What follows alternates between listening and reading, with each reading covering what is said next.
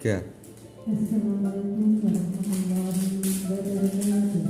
Waalaikumsalam warahmatullahi wabarakatuh. Yang terhormat Bapak Kepala Sekolah SD Sekatan 02 yang saya hormati, yang terhormat Bapak Ibu Guru SD Sekatan 02 yang saya hormati, yang terhormat Ibu tamu undangan yang saya hormati. Pertama-tama, marilah kita panjatkan pujian dan puji syukur kehadirat Allah Subhanahu wa Ta'ala yang telah memberikan rahmat kita dapat berkumpul di malam ini dalam acara budaya positif, penyebaran pemahaman dan penerapan budaya positif dalam hal CPG PGP angkatan ke-9 atas nama Imam Abdul Salam. Yang kedua, salawat serta salam mari kita haturkan kepada junjungan Nabi Agung Nabi Muhammad Sallallahu Alaihi Wasallam yang kita tinggi syafaatnya di yaumul qiyamah. Amin. Sobat Ibu Guru semuanya, mari untuk mengingat waktu kita akan menyampaikan dulu acara. Yang pertama adalah pembukaan, yang kedua sambutan, yang ketiga penyampaian materi, yang keempat penutup. Dalam acara ini untuk mempersingkat waktu, mari acara kita buka dengan bacaan basmalah bersama. Bismillahirrahmanirrahim. Acara yang kedua yaitu sambutan kepada Bapak Kepala Sekolah SD Sekatan 02 Bapak Suwandi. Saya persilakan. Assalamualaikum warahmatullahi wabarakatuh. Waalaikumsalam warahmatullahi wabarakatuh.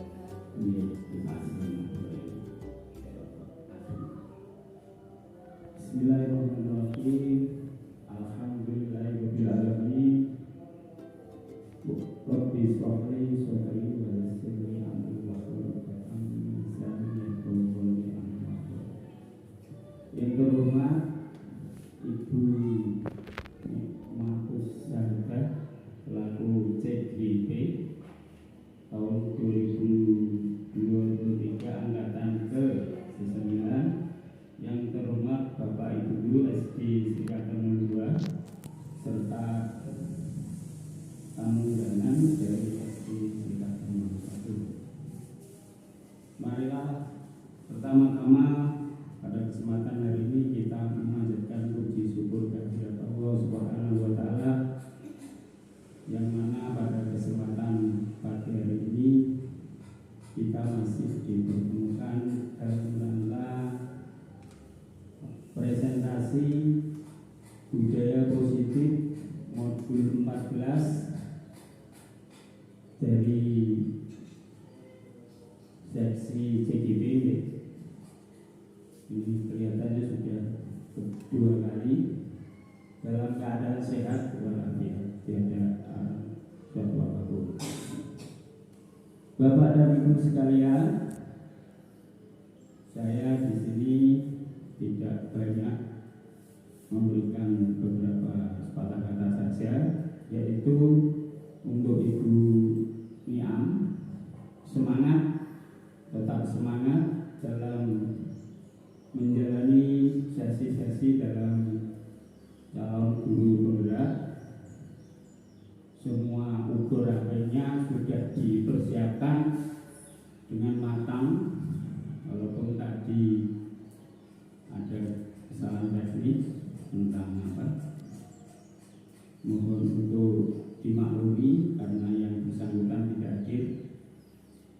Keduanya saya mengucapkan selamat datang Ibu Fatikah dan Ibu Juri Budi Rezeki telah hadir untuk memenuhi undangan Ibu Niam untuk menyukseskan acara pada pagi hari ini.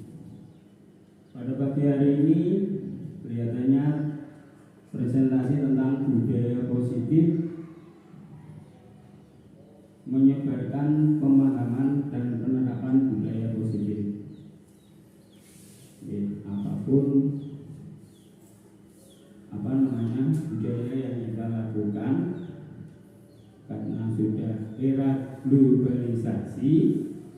Semua tayangan dari luar maupun dari dalam harus kita saring, terutama yang dari luar harus kita saring yang sesuai dengan budaya kita bangsa Indonesia. Itu ya. Nanti dalam kehidupan sehari-hari untuk Bapak dan Ibu disampaikan kepada anak-anak untuk mengingatkan budaya yang baik, berakhlak yang baik. Kita sebagai guru harus memberikan contoh yang baik kepada anak-anak, menjadi suri tauladan yang baik kepada anak didik kita, sehingga anak didik kita berakhlak yang baik otomatis. Kalau guru-gurunya sesama guru itu berakhlak yang baik, bersopan santun yang baik, bercengkrama yang baik, silaturahmi yang baik, insya Allah dengan sendirinya anak didik kita akan berbuat baik. Jadi intinya seperti itu. Budaya baik harus kita sebarkan walaupun di apa istilahnya dicemooh, dikatakan jadu misalnya seperti itu. Apapun yang terjadi, budaya yang baik harus kita sebarkan kepada anak-anak dan masyarakat pada umumnya. Itu mungkin sedikit dari saya, kurang lebihnya saya mohon maaf, dan acara bisa dilanjutkan. Semangat untuk Ibu Niam, dan nanti bisa ditularkan kepada ibu guru yang lain. Semoga cepat muncul menjadi calon guru muda. Dan saya doakan nanti sudah golongan 3B bisa menyalurkan diri untuk menjadi kepala sekolah. Amin. Ya. Terima kasih. Wabillahi taufiq wal hidayah. Wassalamualaikum warahmatullahi wabarakatuh.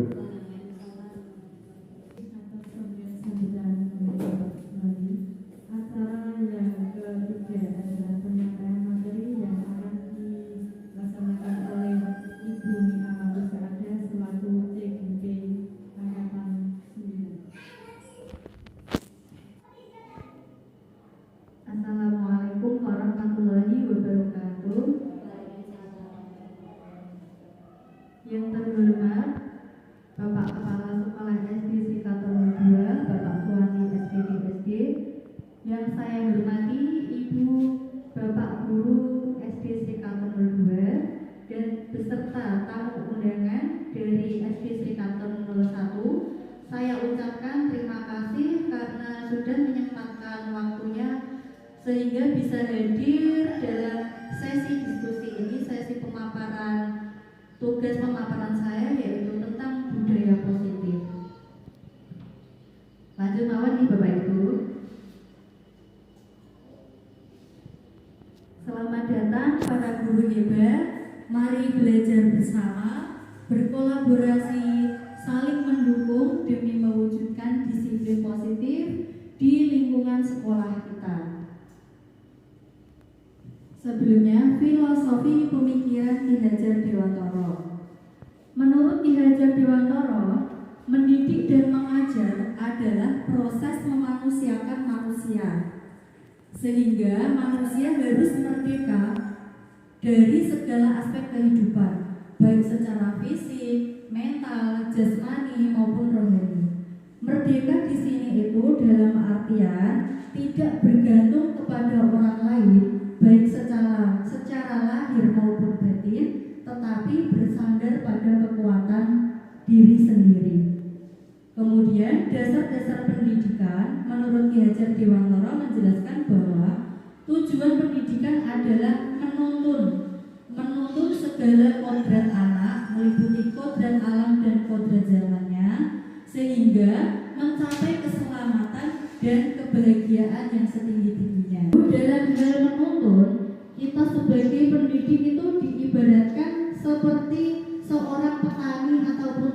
subur. Dan murid kita adalah seperti biji yang akan kita semai di ladang. Nah, biji tersebut akan kita tanam di tanah yang subur. Sinar matahari yang cukup, pengairan yang baik. Meskipun biji tersebut kualitasnya kurang baik, maka dengan tangan dingin dari Pak Tani, dengan perawatan dan perhatian dari Pak Tani, maka biji tersebut bisa tumbuh dengan maksimal. Begitu juga sebaliknya, walaupun bibit tersebut bibit unggul, kualitas unggul, tetapi jika tidak mendapatkan sinar matahari yang cukup, pengairan yang baik, kemudian juga tangan dingin Pak Tani dalam merawat, akan tumbuh tidak normal ataupun tidak optimal. Seperti itu ya. Nah, selanjutnya yaitu konsep inti budaya positif yang akan kita pelajari hari ini, yaitu yang pertama perubahan paradigma belajar, yang kedua tentang disiplin positif, yang ketiga kebutuhan dasar manusia, yang keempat motivasi perilaku manusia, yang kelima posisi kontrol guru, yang keenam keyakinan kelas, dan yang terakhir yaitu segitiga restitusi. Nah, Bapak Ibu Guru, perubahan paradigma teori kontrol. Jadi kita itu perlu secara mendalam saat ini itu untuk merubah paradigma kita, untuk melaksanakan atau mengimplementasikan kurikulum merdeka. Nah, dalam teori perubahan kontrol ini terdapat miskonsepsi tentang teori kontrol. Yang pertama, miskonsepsi yang pertama yaitu ilusi guru mengontrol murid. Nah, ini tuh hanya sebuah ilusi Bapak Ibu Guru, kalau kita itu mengontrol murid itu hanya sebuah ilusi. Kemudian yang kedua yaitu ilusi bahwa semua penguatan positif, efektif dan bermakna. Yang ketiga, ilusi bahwa kritik dan membuat merasa bersalah mampu menguatkan karakter. Dan ilusi yang terakhir yaitu bahwa orang dewasa itu berhak memaksa. Nah, yang pertama, ilusi bahwa guru itu dapat mengontrol murid itu tidak benar, itu hanya sebuah ilusi. Karena walaupun tampaknya murid kita itu melakukan apa yang kita inginkan, perilaku yang kita inginkan, sesungguhnya itu terjadi karena murid mengizinkan dirinya untuk kita kontrol. Sehingga bentuk kontrol guru itu menjadi pilihan kebutuhan dasar dari murid tersebut. Ilusi yang kedua yaitu penguatan efek positif, efektif dan bermanfaat. Dalam artian penguatan efektif itu memungkinkan murid akan menyadari dan mencoba untuk menolak bujukan kita jika murid tersebut menjadi tergantung pada pendapat sang guru untuk melakukan sesuatu. Kemudian ilusi yang ketiga bahwa kritik itu dapat membuat orang merasa bersalah. Nah, menggunakan kritik dengan membuat orang merasa bersalah untuk untuk mengontrol murid menjadi identitas gagal, sehingga mereka merasa buruk, merasa rendah diri karena merasa mereka itu gagal. Kemudian ilusi yang keempat yaitu bahwa orang dewasa memiliki hak untuk memaksa. Banyak orang dewasa yang percaya bahwa mereka bertanggung jawab akan membuat murid-murid berbuat sesuatu hal. Apapun yang dilakukan itu dapat diterima, karena itu orang dewasa beranggapan bahwa mereka itu memiliki hak atas muridnya. Bahwa itu hanyalah sebuah ilusi yang berlaku. Kemudian, bagaimana seseorang bisa berubah dari paradigma stimulus respon kepada pendekatan teori kontrol? Nah, Bapak Ibu, siapakah yang sesungguhnya bisa mengontrol orang lain? Apakah kita bisa mengontrol orang lain, Bapak Ibu? Tidak, karena yang sudah saya jelaskan tadi, hanya diri kita sendiri yang bisa mengontrol diri kita, bukan orang lain. Nah, dalam tabel ini ada perbandingan stimulus stimulus respon dan teori kontrol. Stimulus respon mengatakan bahwa kita mencoba mengubah agar berpandangan, agar orang lain itu berpandangan sama dengan kita.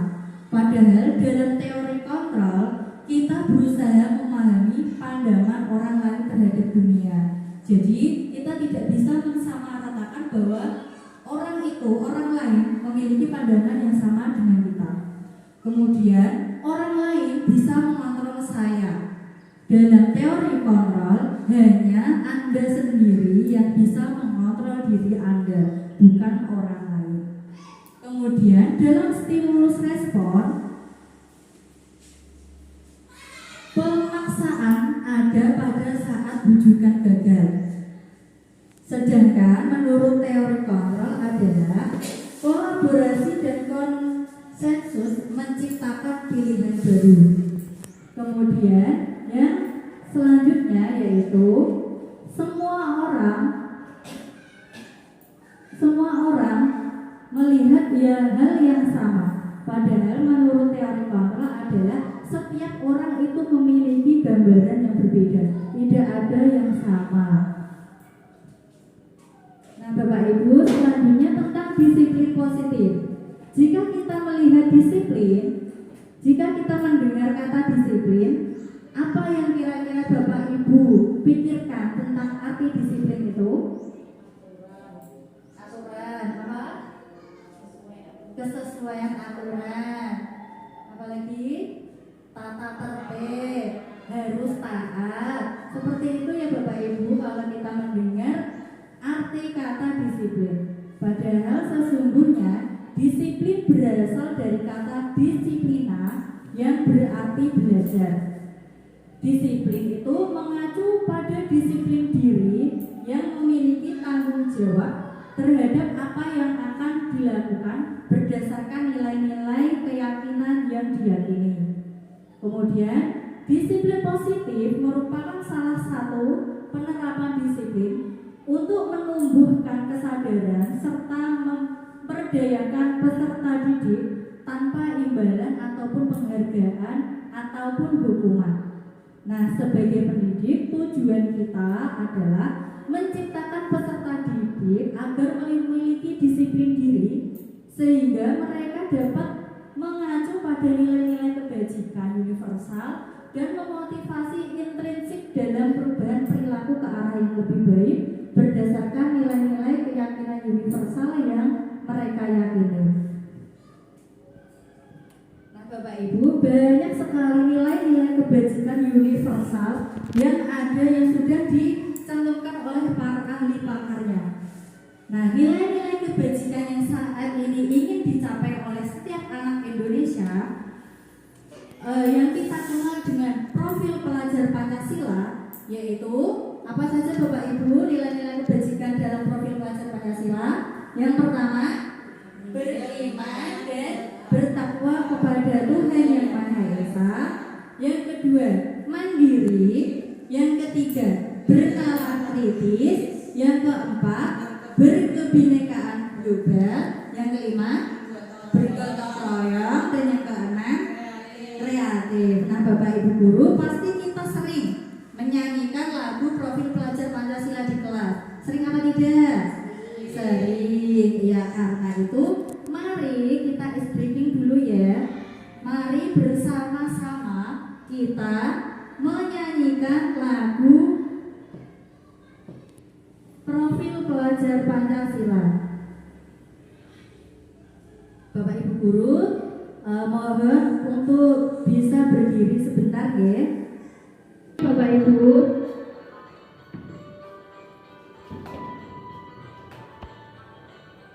Pelajar Pancasila beriman dan bertakwa pada Tuhan Yang Esa dan berakhlak mulia, berkebinekaan global, gotong royong mandiri, kreatif dan bernalar kritis.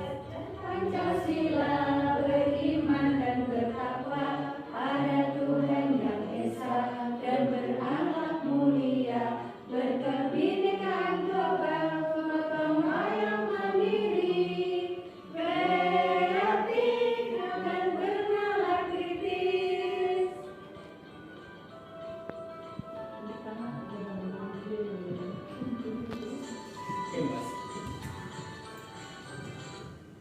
Ibu kembali Bapak Ibu. Bapak Ibu, yang materi yang selanjutnya yaitu kebutuhan dasar manusia. Kebutuhan dasar manusia adalah segala sesuatu yang kita lakukan untuk mendapatkan apa yang kita inginkan.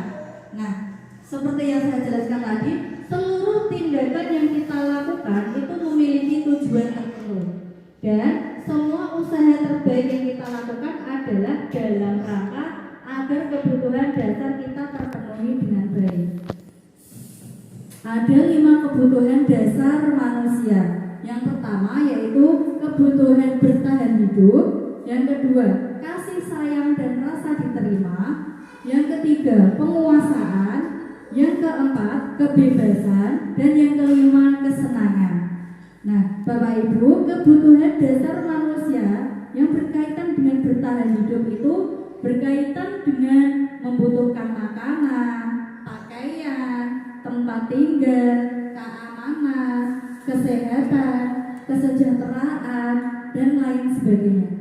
Kemudian kebutuhan dasar yang kedua yaitu kasih sayang dan rasa diterima, meliputi rasa diterima, dipedulikan, berbagi, menjadi bagian dari kelompok, dan juga kerjasama.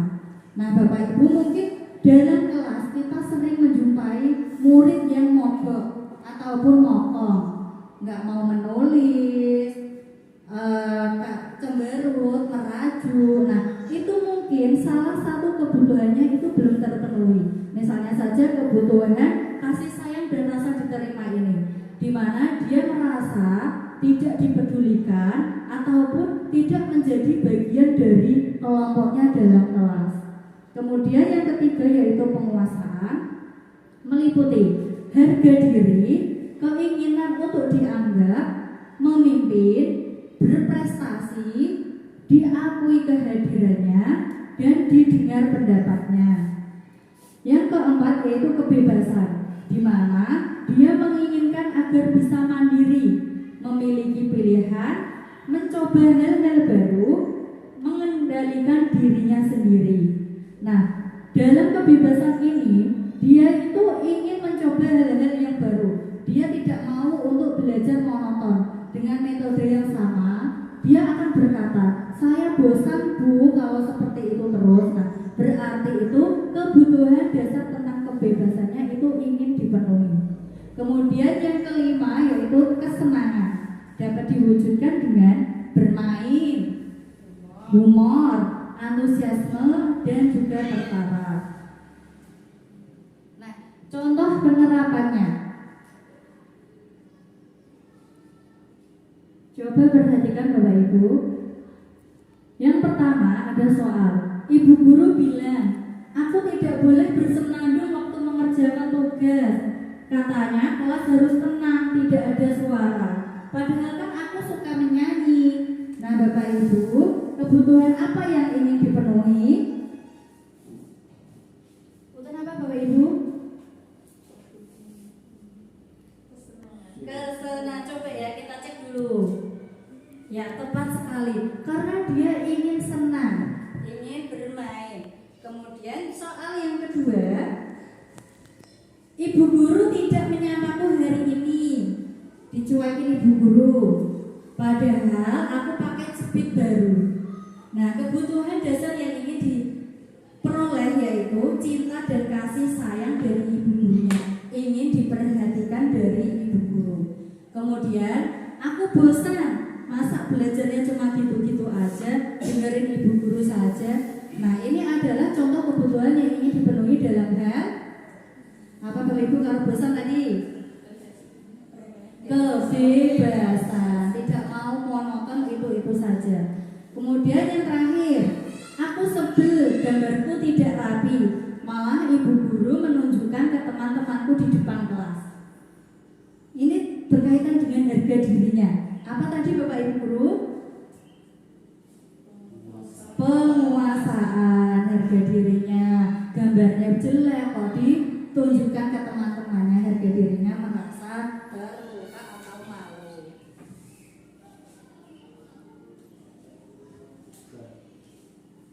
Selanjutnya motivasi perilaku manusia.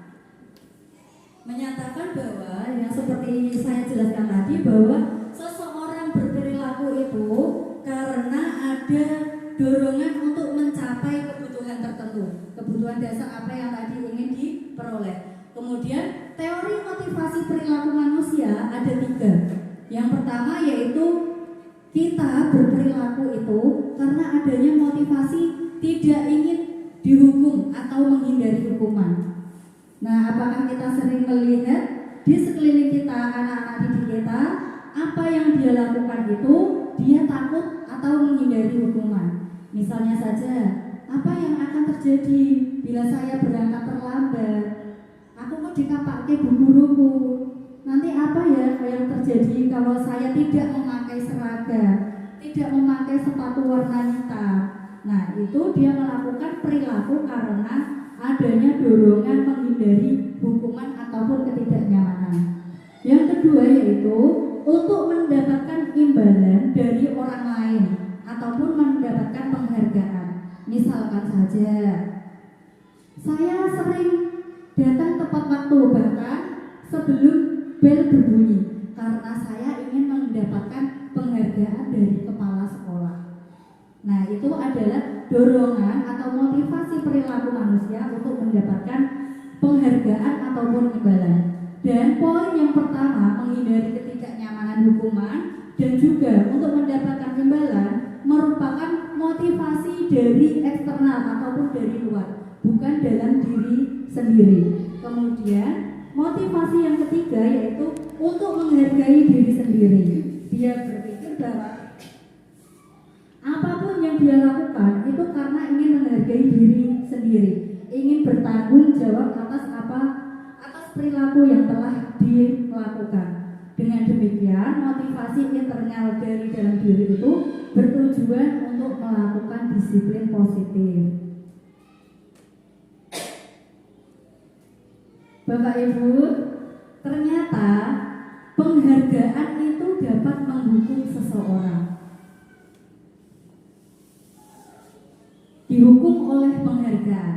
Penghargaan ataupun hukuman berlaku sama. Artinya, meminta atau membujuk seseorang melakukan sesuatu untuk memenuhi tujuan tertentu. Nah, beberapa dampak dari pemberian penghargaan menurut Alfikon. Yang pertama yaitu pengaruh jangka pendek dan jangka panjang dampaknya. Kemudian dampak yang kedua yaitu penghargaan menghukum.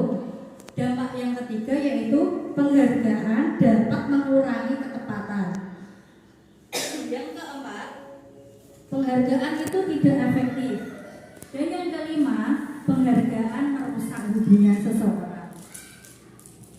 Nah, dalam pengaruh jangka pendek dan jangka panjang, penghargaan efektif jika seseorang melakukan sesuatu yang kita inginkan dalam jangka waktu yang pendek. Tetapi orang tersebut akan bergantung pada penghargaan yang diberikan serta kehilangan motivasi dari dalam. Karena dia sudah sering mendapatkan penghargaan, maka dia akan bergantung pada penghargaan tersebut, bukan berdasarkan dari dalam diri sendiri untuk melakukan sesuatu atau berperilaku. Kemudian penghargaan itu tidak efektif. Yang keempat, yang ketiga, penghargaan dapat merusak hubungan. Nah, penghargaan menciptakan persaingan di dalam kelas. Jadi, kalau kita memberikan penghargaan di dalam kelas, murid itu saja yang kita puji, yang kita berikan reward, maka akan terjadi persaingan di dalam kelas sehingga akan menciptakan keresahan, kecemasan di antara para murid. Kemudian penghargaan itu dapat menurunkan kualitas. Nah, seseorang itu sadar bahwa seiring waktu semakin mampu bekerja dengan cepat. Kemudian beberapa yang lain itu dibayar untuk menghasilkan sesuatu. Nah, hal ini dapat menurunkan kualitas. Penghargaan tersebut dapat menurunkan kualitas. Yang ketiga yaitu penghargaan mematikan kreativitas. Bila berhasil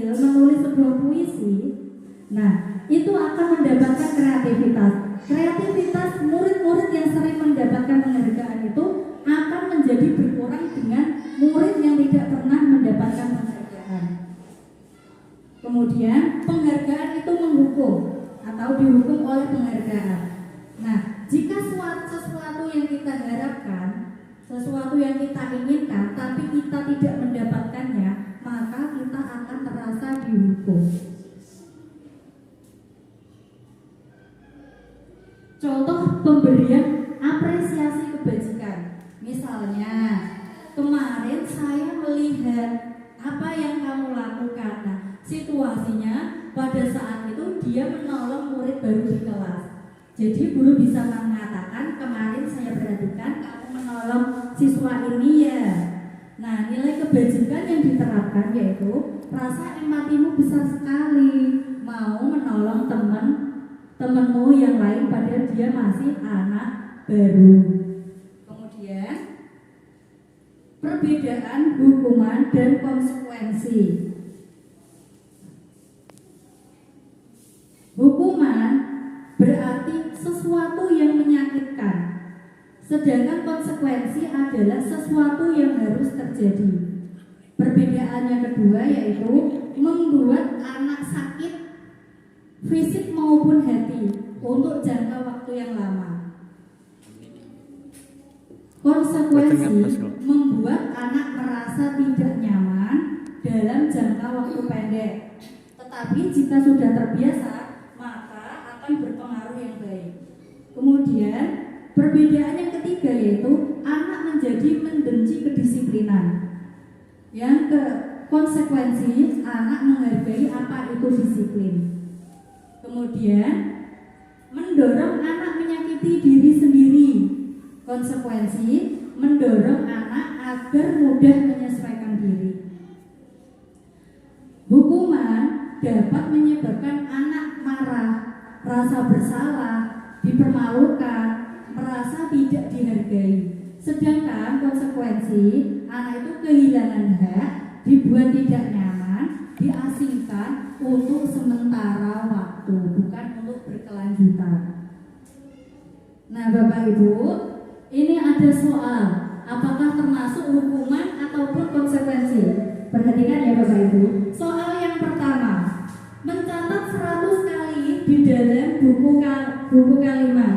Saya tidak akan terlambat lagi karena terlambat ke sekolah.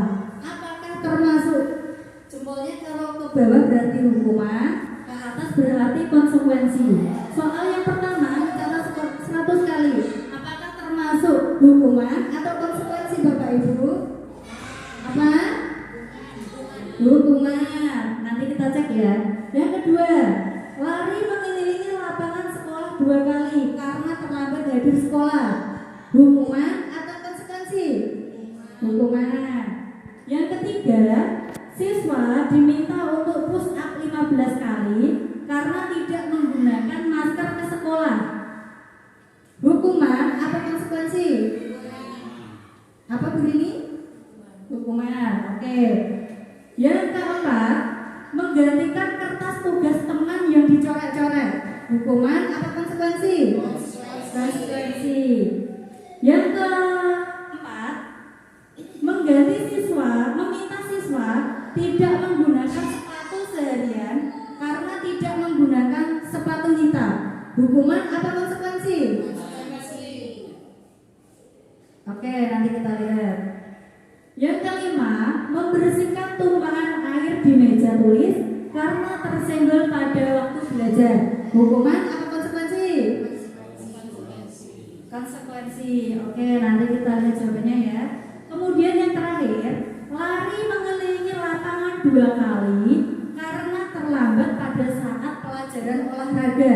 Pelajaran olahraga ini hukuman atau konsekuensi? Apa Pak Andi? Konsekuensi yang lainnya?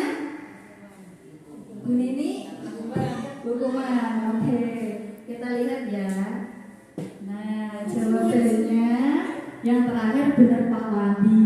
Lari mengelilingi lapangan basket 2 kali karena terlambat 10 menit pada waktu pelajaran PJOK. Kenapa konsekuensi? Karena memutari lapangan basket 2 kali itu sama dengan 10 menit waktu pemanasan pada saat pelajaran PJOK.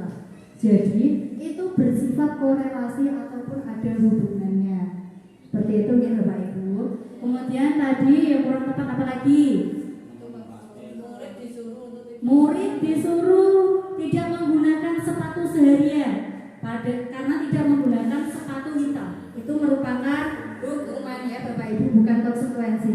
Karena tadi belum tentu dia memakai sepatu hitam itu karena apa? Apa yang harus kita tahu? Mungkin sepatu hitamnya itu basah, belum kering waktu dicuci, sehingga dia memakai sepatu warna lain. Jadi tidak ada hubungannya korelasi untuk menghukum dengan dilarang menggunakan sepatu sepanjang hari. Selanjutnya, materi yang selanjutnya yaitu 5 posisi kontrol guru. Yang pertama yaitu penghukum, pembuat merasa bersalah, teman, pemantau, dan juga manajer. Nah, guru sebagai penghukum itu biasanya dia akan mengancam. Misalnya, awas ya kalau kamu tidak kerjakan, awas ya kalau kamu tidak seperti ini. Nah, itu merupakan posisi kontrol guru sebagai penghukum. Kemudian, posisi guru yang selanjutnya yaitu pembuat orang merasa bersalah, di mana guru tersebut akan berkata bahwa kamu tidak kasihan ya sama ibu. Kenapa PR-nya tidak dikerjakan? Kenapa sering terlambat? Nanti ibu guru loh yang ditegur kepala sekolah. Nah, sehingga anak itu akan merasa bersalah karena kata-kata dari kita. Kemudian, posisi kontrol yang ketiga yaitu sebagai teman. Biasanya itu bu guru akan menjadi teman untuk muridnya. Biasanya akan berkata, ayolah lakukan ini demi ibu. Kemudian, masa kamu tidak mau membantu ibu? Apa tidak ingat ibu pernah melakukan apa? Ya, sebagai guru itu mengungkit apa yang sudah pernah dilakukan. Akibatnya, posisi guru sebagai teman itu baik, tetapi akan mengakibatkan anak menjadi tidak mandiri dan bergantung pada guru karena sudah terbiasa mendapatkan pertolongan dari guru. Kemudian posisi kontrol yang keempat yaitu sebagai pemantau. Guru akan mengingatkan terus, apa peraturannya? Apa peraturannya kalau hari Senin? Sepatunya harus bagaimana? Dasinya di mana? Nah, dia akan menunjukkan aturan-aturannya yang sudah ada di sekolah. Kemudian posisi kontrol yang ketiga yaitu sebagai manajer. Nah, ini Bapak Ibu, ini yang posisi kontrol yang paling baik. Karena jika seorang anak atau murid itu melakukan kesalahan, maka guru akan bertanya dengan mengaitkan apa yang sudah diyakini, bagaimana keyakinan kelas yang sudah dibentuk, apa yang dilanggar, kemudian bagaimana caranya agar memperbaiki masalah ini, mencari solusi secara bersama, sehingga anak akan terbiasa mandiri, bertanggung jawab atas perilaku apa yang sudah dilakukan. Materi yang keenam yaitu keyakinan kelas. Nah, Bapak Ibu, mengapa tidak peraturan saja? Mengapa harus keyakinan? Mengapa harus keyakinan kelas? Nah, coba Bapak Ibu guru jawab ya. Mengapa kita memiliki peraturan harus menggunakan helm bila mengendarai kendaraan roda 2? Alasannya kenapa Bapak Ibu? Supaya apa? Aman dan selamat, untuk keselamatan. Kemudian, mengapa kita memiliki peraturan 3M? Menggunakan masker, mencuci tangan, dan menjaga jarak 1,5 meter. Kenapa kita memiliki aturan itu Bapak Ibu? Untuk apa? Menjaga kesehatan, menjaga keselamatan. Boleh. Mengapa kita memiliki peraturan harus datang tepat waktu pada saat mengikuti pelatihan? Kenapa Bapak Ibu? Maksimal, disiplin waktu, menghargai orang lain. Nah, Bapak Ibu, nilai-nilai keselamatan, kesehatan, menghargai orang lain itulah yang dinamakan dengan suatu keyakinan.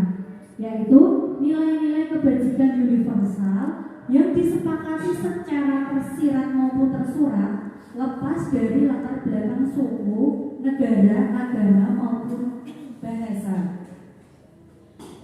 Nah, nilai keyakinan menekankan seseorang lebih memotivasi seseorang dari dalam.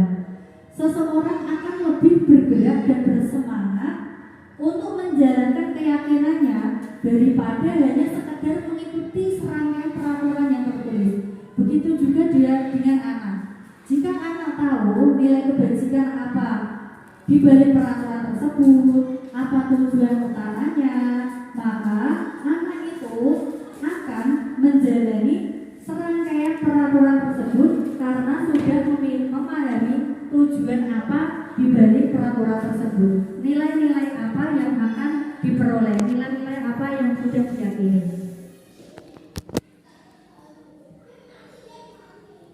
Pembentukan keyakinan kelas. Nah, langkah-langkahnya yaitu orientasi kepada murid tentang pentingnya keyakinan kelas. Kemudian, tanyakan kepada siswa bagaimana kelas impian mereka. Jadi, kita bercurah pendapat. Kelas seperti apa yang mereka inginkan. Kemudian, bimbing murid kita untuk berpendapat, untuk melakukan pendapat, untuk bercurah pendapat bagaimana yang mereka inginkan. Kemudian tulis keyakinan mereka dalam kertas yang telah disediakan. Kemudian susun keyakinan kelas sesuai prosedur dan tinjau ulang keyakinan kelas secara bersama-sama. Kemudian mengecek dan menyepakati keyakinan kelas secara bersama-sama. Jadi keyakinan kelas itu dibuat antara guru dan murid, dan yang melakukannya juga kesepakatan antara guru dan murid, bukan hanya murid saja yang melakukannya. Nah, materi yang terakhir yaitu restitusi. Apa itu restitusi? Restitusi adalah proses menciptakan kondisi baik murid untuk memperbaiki kesalahan mereka. Jadi ini proses untuk memperbaiki kesalahan murid agar murid itu dapat kembali ke kelompok mereka dengan karakter yang lebih baik dan karakter yang lebih kuat. Nah, Bapak Ibu, dalam restitusi terdapat 3 langkah. Langkah yang pertama yaitu menstabilkan identitas, yang kedua validasi tindakan yang salah, dan yang ketiga menanyakan keyakinan kelas. Nah, 3 langkah-langkah dalam restitusi ini disebut dengan segitiga restitusi, di mana segitiga restitusi sendiri itu berarti proses dialog yang dijalankan oleh guru agar dapat menghasilkan murid yang mandiri dan bertanggung jawab. Kemudian langkah-langkah restitusi yaitu yang pertama menstabilkan identitas. Guru akan berkata, nah, berbuat salah itu wajar. Bapak ibu guru juga pernah terlambat ke sekolah. Bapak ibu guru juga pernah dulu waktu ke sekolah melakukan kesalahan. Nah, itu artinya menstabilkan identitas dari yang gagal menuju identitas yang sukses. Kemudian langkah yang kedua yaitu validasi tindakan yang salah. Misalnya, guru akan berkata, kamu pasti punya alasan melakukan itu. Nah, ibu guru bangga kamu tidak melakukan lebih dari yang kamu lakukan. Misalkan memukul teman kamu. Nah, langkah yang ketiga yaitu menanyakan keyakinan. Guru akan bertanya, setelah 2 langkah tersebut terpenuhi, guru akan menanyakan kembali, apa keyakinan kelas kita? Kira-kira keyakinan kelas kita yang mana yang kamu langgar? Kemudian, kamu akan menjadi orang seperti apa ya setelah memperbaiki masalah ini? Apakah kamu bersedia memperbaiki masalah ini? Nah, itulah Bapak Ibu Guru kira-kira gambaran tentang langkah-langkah dalam melakukan segitiga restitusi. Nah, ini ada contoh penerapan segitiga restitusi dalam pembelajaran yang sudah saya lakukan. Kasus 1 yaitu peserta didik marah kepada temannya karena mengejek nama ayahnya. Nah, ini adalah proses restitusi yang sudah saya lakukan.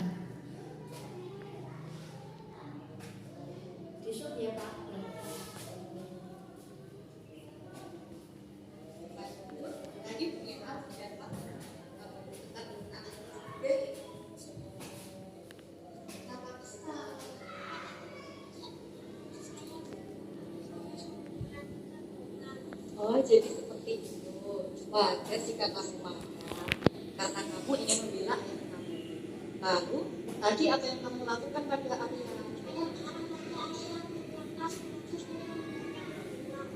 Pasti kamu melakukan hal itu karena alasan tertentu ya?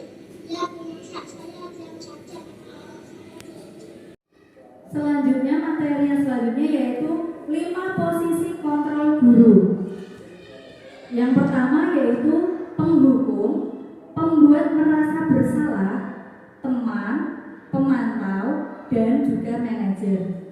Nah, guru sebagai penghukum itu biasanya dia akan mengancam. Misalnya, awas ya kalau kamu tidak kerjakan, awas ya kalau kamu tidak seperti ini. Nah, itu merupakan posisi kontrol guru sebagai penghukum. Kemudian, posisi guru yang selanjutnya yaitu membuat orang merasa bersalah, di mana guru tersebut akan berkata bahwa kamu tidak kasihan ya sama ibu, kenapa PR-nya tidak dikerjakan, kenapa sering terlambat, nanti ibu guru loh yang ditegur kepala sekolah. Nah, sehingga anak itu akan merasa bersalah karena kata-kata dari kita. Kemudian posisi kontrol yang ketiga yaitu sebagai teman. Biasanya itu bu guru akan menjadi teman untuk muridnya. Biasanya akan berkata, ayolah lakukan ini demi ibu. Kemudian, masa kamu tidak mau membantu ibu? Apa tidak ingat ibu pernah melakukan apa? Nah, sebagai guru itu mengungkit apa yang sudah pernah dilakukan. Akibatnya, posisi guru sebagai teman itu baik, tetapi akan mengakibatkan anak menjadi tidak mandiri dan bergantung pada guru karena sudah terbiasa mendapatkan pertolongan dari guru. Kemudian posisi kontrol yang keempat yaitu sebagai pemantau. Guru akan mengingatkan terus, apa peraturannya? Apa peraturannya kalau hari Senin? Sepatunya harus bagaimana? Dasinya di mana? Nah, dia akan menunjukkan aturan-aturannya yang sudah ada di sekolah. Kemudian posisi kontrol yang ketiga yaitu sebagai manajer. Nah, ini Bapak Ibu, ini yang posisi kontrol yang paling baik. Karena jika seorang anak atau murid itu melakukan kesalahan, maka guru akan bertanya dengan mengaitkan apa yang sudah diyakini, bagaimana keyakinan kelas yang sudah dibentuk, apa yang dilanggar, kemudian bagaimana caranya agar memperbaiki masalah ini, mencari solusi secara bersama, sehingga anak akan terbiasa mandiri, bertanggung jawab atas perilaku apa yang sudah dilakukan. Materi yang keenam yaitu keyakinan kelas. Nah, Bapak Ibu, mengapa tidak peraturan saja? Mengapa harus keyakinan? Mengapa harus keyakinan kelas? Nah, coba Bapak Ibu guru jawab ya. Mengapa kita memiliki peraturan harus menggunakan helm bila mengendarai kendaraan roda 2? Alasannya kenapa Bapak Ibu? Supaya apa? Aman dan selamat, untuk keselamatan. Kemudian, mengapa kita memiliki peraturan 3M? Menggunakan masker, mencuci tangan, dan menjaga jarak 1,5 meter. Kenapa kita memiliki aturan itu Bapak Ibu? Untuk apa? Menjaga kesehatan, menjaga keselamatan. Boleh. Mengapa kita memiliki peraturan harus datang tepat waktu pada saat mengikuti pelatihan? Kenapa Bapak Ibu? Maksimal, disiplin waktu, menghargai orang lain. Nah, Bapak Ibu, nilai-nilai keselamatan, kesehatan, menghargai orang lain, itulah yang dinamakan dengan suatu keyakinan, yaitu nilai-nilai kebajikan universal yang disepakati secara tersirat maupun tersurat, lepas dari latar belakang suku, negara, agama maupun bahasa. Nah, nilai keyakinan menekankan seseorang lebih memotivasi seseorang dari dalam. seseorang akan lebih bergerak dan bersemangat untuk menjalankan keyakinannya daripada hanya sekedar mengikuti serangkaian peraturan yang tertulis. Begitu juga dia dengan anak. Jika anak tahu nilai kebajikan apa di balik peraturan tersebut, apa tujuan utamanya, maka anak itu akan menjalani serangkaian peraturan tersebut karena sudah memahami tujuan apa di balik peraturan tersebut, nilai-nilai apa yang akan diperoleh, nilai-nilai apa yang sudah diyakini.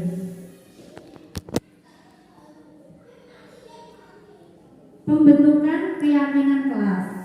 Nah, langkah-langkahnya yaitu orientasi kepada murid tentang pentingnya keyakinan kelas. Kemudian, tanyakan kepada siswa bagaimana kelas impian mereka.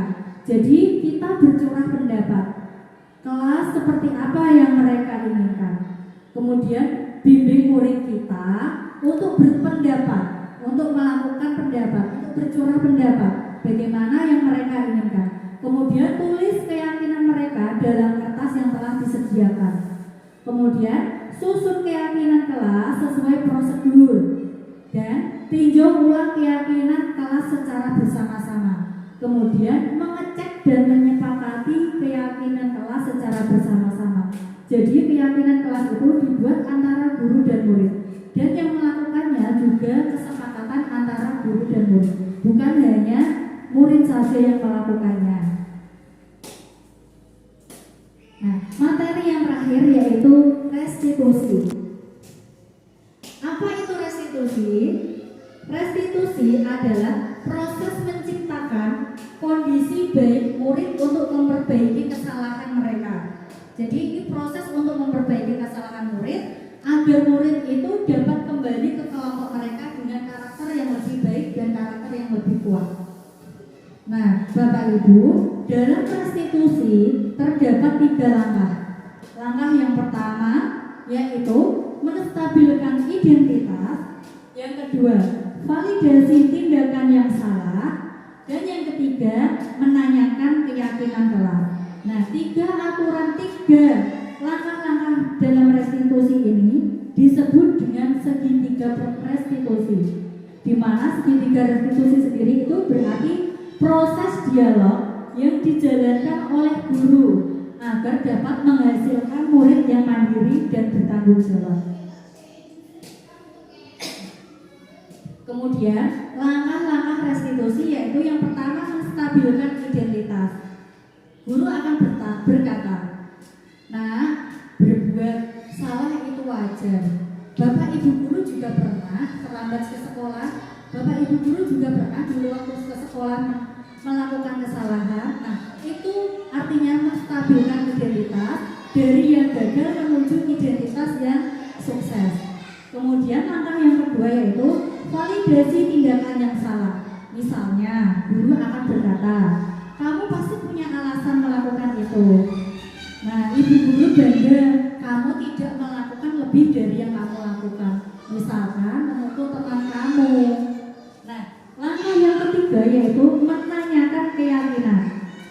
Guru akan bertanya, setelah 2 langkah tersebut terpenuhi, guru akan menanyakan kembali, apa keyakinan kelas kita? Kira-kira keyakinan kelas kita yang mana yang kamu langgar? Kemudian, kamu akan menjadi orang seperti apa ya setelah memperbaiki masalah ini? Apakah kamu bersedia memperbaiki masalah ini? Nah, itulah Bapak Ibu Guru kira-kira gambaran tentang langkah-langkah dalam melakukan segitiga restitusi. Nah, ini ada contoh penerapan segitiga restitusi dalam pembelajaran yang sudah saya lakukan. Kasus 1 yaitu peserta didik marah kepada temannya karena mengejek nama ayahnya. Nah, ini adalah proses restitusi yang sudah saya lakukan. Ya, Pak.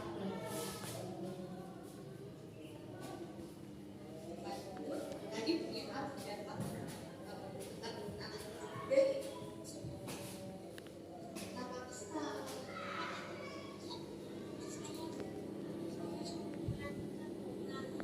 menjadi seperti itu.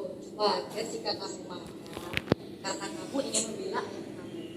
Lalu tadi apa yang kamu lakukan pada Arya?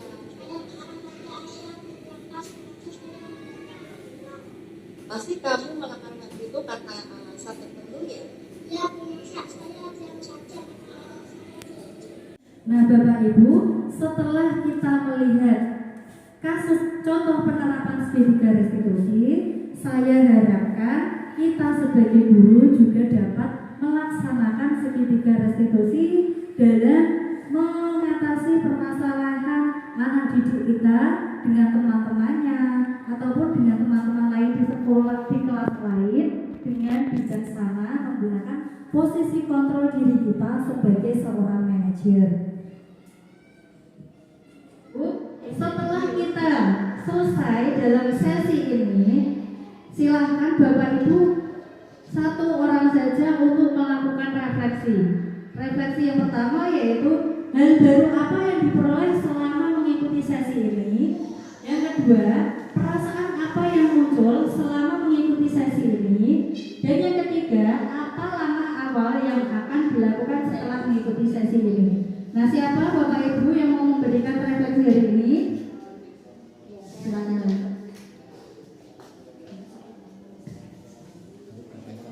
Silakan. Boten. Terima kasih atas waktu yang telah diberikan. Nama Fatika Desi Andreni. Baik, pada kesempatan kali ini saya akan memberikan refleksi mengenai pemaparan materi yang telah disampaikan oleh Ibu Nia Saada. Yang pertama, hal baru apa saja yang diperoleh selama mengikuti sesi ini? Dalam sesi ini, saya mendapatkan pengetahuan baru dan wawasan baru mengenai pemahaman dan penerapan budaya positif, di mana konsep isi budaya positif meliputi perubahan paradigma belajar, disiplin positif, kebutuhan dasar manusia, motivasi perilaku manusia, posisi kontrol restitusi, keyakinan kelas, dan segitiga restitusi yang nantinya dapat kita implementasikan di dalam kegiatan pembelajaran yang dapat dilakukan oleh Bapak Ibu guru di kelas. Yang kemudian yang kedua, perasaan apa yang muncul selama mengikuti sesi?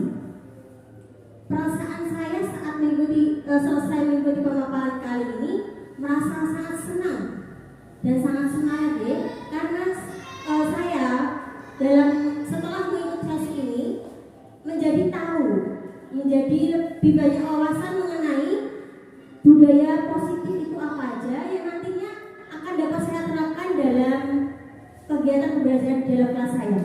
Kemudian yang ketiga, apa langkah yang akan dilakukan setelah mengikuti sesi? Untuk langkah yang akan saya lakukan nantinya, mungkin saya akan menerapkan apa yang saya dapatkan pada sesi kali ini untuk saya terapkan di dalam kelas nanti. Terima kasih. Terima kasih untuk Ibu Fatika yang telah memberikan refleksi hari ini terhadap sesi yang sudah dilakukan. Apakah ada lagi yang ingin memberikan refleksi? Oke, silakan Bu. Tapi ini tidak sampai Bu. Maju. Orang tua. Assalamualaikum warahmatullahi wabarakatuh. Waalaikumsalam warahmatullahi wabarakatuh. Saya Dwi Rezeki dari SDN Serikatan 01 akan memberikan refleksi untuk hari ini. Yang pertama yaitu hal baru apa yang diperoleh selama mengikuti sesi ini. Hal baru yang saya peroleh adalah ternyata Bapak Ibu guru di era sekarang ini harus mempunyai teori kontrol, harus lebih memahami tentang teori kontrol, tentang ilusi guru harus mengontrol murid, ilusi tentang penguatan positif dan bermakna dan lain-lain. Itu ternyata kita lakukan sehari-hari, sedangkan sekarang ini kita harus merubahnya. Yang kedua yaitu yang saya dapat adalah anak butuh kebutuhan dasar seperti kebutuhan pokok sehari-hari sudah. Kalau di sekolah itu ada kebutuhan kesenangan, cinta dan kasih sayang dari guru, kebebasan dan puas harga diri. Ternyata banyak yang harus kita pelajari lagi, Bapak Ibu. Terima kasih dari saya. Wassalamualaikum warahmatullahi wabarakatuh. Terima kasih untuk Bu Dwi yang sudah memberikan refleksi hari ini. Nah, jadi Bapak Ibu guru, kesimpulan dari sesi hari ini yaitu dalam penerapan program disiplin positif, hendaknya guru memiliki standar kepribadian, profesional, dan sosial yang baik di mana guru mampu merefleksi dirinya dalam posisi kontrol saat ini. Bagaimana perjalanan dirinya sebagai among atau manajer yang menuntun murid-muridnya menjadi insan yang mandiri, merdeka, dan bertanggung jawab. Mungkin cukup sekian Bapak Ibu guru sesi presentasi saya tentang budaya positif. Semoga kita sebagai guru bisa menjadi teladan yang baik untuk anak-anak kita, mampu menerapkan budaya positif di sekolah kita. Seperti itu nih Bapak Ibu guru. Terima kasih atas perhatiannya untuk sesi hari ini. Saya ucapkan wassalamualaikum. Terima kasih atas penyampaian dan paparan materi yang diberikan oleh Ibu Ine Amatus SPD, SPB IPTB Angkatan 9. Semoga bermanfaat untuk kita semua meningkatkan mutu perkembangan pendidikan di masa kedepan. Sukses selalu untuk Ibu Ine Amatus SPD. Acara yang keempat yaitu penutup. Mari kita tutup acara ini dengan bacaan hamdalah. Alhamdulillahirabbil alamin. Terima kasih. Saya selaku pembawa acara. Jika ada tutur kata atau penyampaian tidak berkenan, saya minta maaf dengan sebesar-besarnya. Wabillahi taufiq wal hidayah. Wassalamualaikum.